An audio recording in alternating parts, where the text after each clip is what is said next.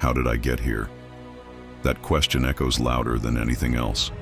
I don't breathe, I don't feel my heartbeat, but I'm still here, trapped, watching. They call us undead, not dead, not alive, just stuck in the middle. I didn't choose this. I remember everything. And now all I want is to be free.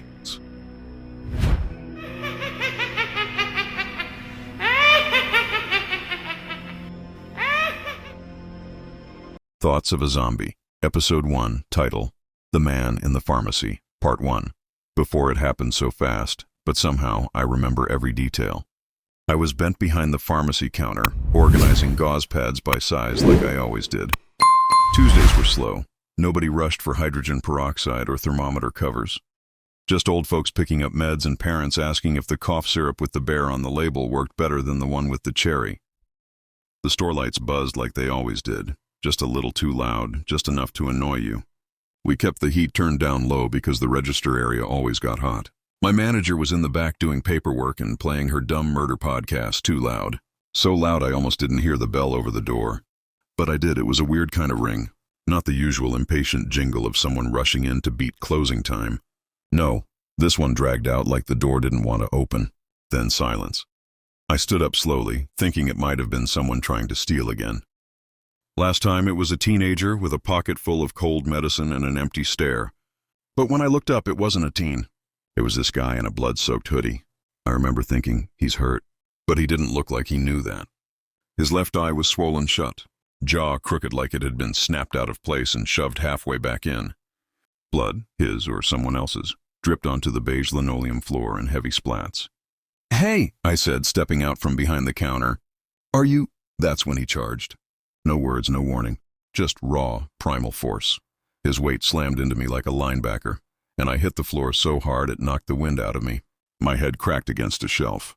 Cold pain flashed through my skull, and the edge of a pill bottle dug into my spine. I remember looking up, his mouth already wide, teeth bared. There was something wrong with the way his jaw hung open. Like it wasn't his anymore. Like it was someone else's hunger pulling his face apart. He didn't punch, didn't yell, just bit right into my neck.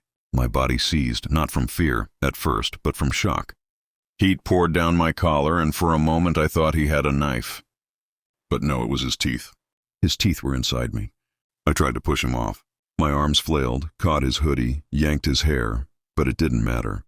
He didn't scream or curse or grunt like a normal person. He just made this wet, gurgling sound, like something deep inside him was boiling.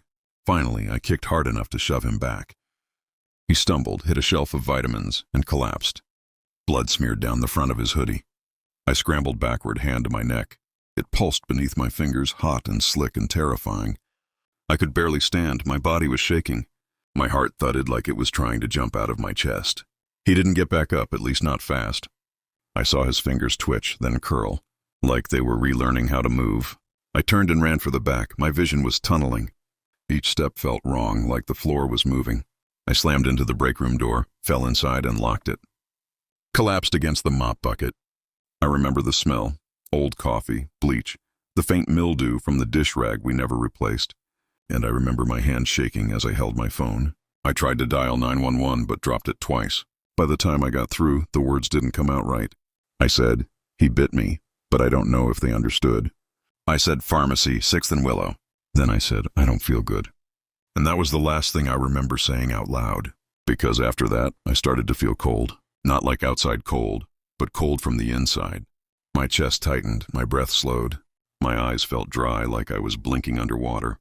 I laid there against the cleaning supplies shelf, staring at the break room clock. 4:42 p.m. It ticked so loud I thought it was inside my skull. And then everything just faded.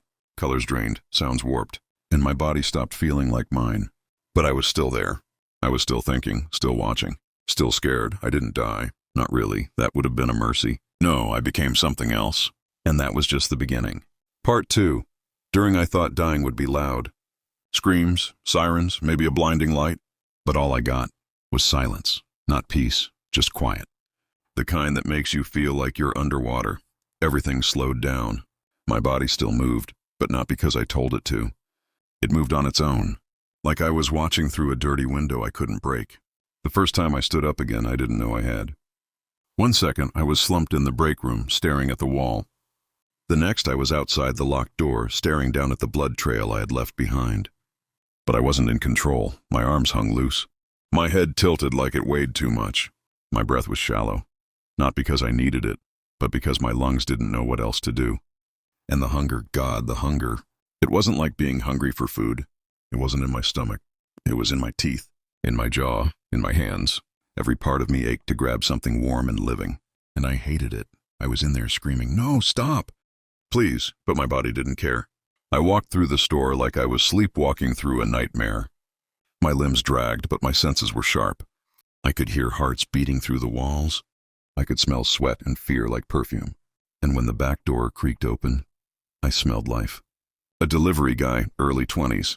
Nervous, probably new. He had earbuds in, didn't even hear me coming. I watched myself sprint. I watched him turn too late. I watched my hands slam into his chest and my teeth sink into his shoulder. And the worst part, I tasted it. I felt it, and I hated myself for how good it felt. He screamed. I screamed with him, in my head. I begged for my arms to let go. I tried to make my legs back up, but I was a prisoner, caged inside a shell of rot and instinct. The others came soon after, more like me. Or what I was becoming. We didn't speak. We didn't nod or point or signal, but we moved together like a pack. Drawn by blood, pulled by scent, driven by a need we couldn't name. I walked the streets of my city. I passed the coffee shop I used to sit in. I saw my bus stop. I walked past my own apartment building. I saw my old neighbor, Mrs. Daly. She had a bat in her hand, yelling at us from her porch. I wanted to tell her to run. I wanted to beg her not to hit me. I wanted to scream, "I'm still in here!"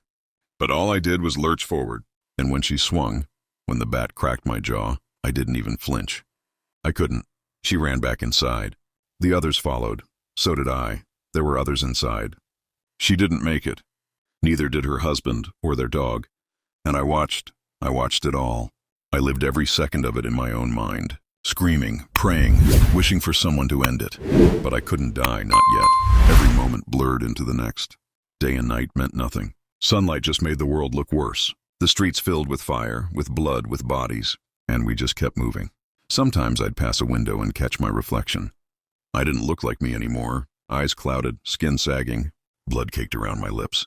But I was still there, somehow still me, buried deep. Every time I got close to someone, every time I reached out with bloody hands, I whispered in my head, "Please, someone stop me." And finally, someone did. Part 3, after it was raining when it finally happened. Not a heavy downpour, just that soft kind of rain that makes everything feel like it's moving in slow motion. The sky was the color of dirty dishwater. Smoke drifted between buildings like ghosts. I was walking through it all, slower than usual, like my body had forgotten how to move with purpose. I wasn't hunting anymore, not really. There were sounds, screams, gunshots, footsteps, but none of them meant anything. I didn't chase, I didn't hide. I just wandered, dragging myself between wreckage and flame. A part of me had gone completely numb, and what was left? That little spark still buried somewhere inside me. It was tired. So tired. I stepped around a burned-out SUV, blood still smeared down the passenger side like someone tried to claw their way out.